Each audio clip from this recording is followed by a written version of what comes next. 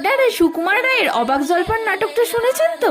ওই যে প্রতীক যখন প্রচন্ড জল পিপাসায় মরে যাচ্ছিল, তখন সে ফলওয়ালাকে বলেছিল না, জলপাই কোথায় বলতে পারবেন? তো ফলওয়ালা তখন বলেছিল, জলপাই বলতে পারবো না, যদি আম চান তো দিতে পারি।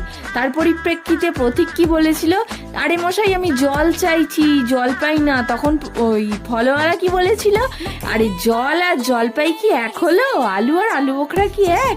সেরকম আজকে আমাদের বাড়িতেও একটা ঘটনা হয়েছে।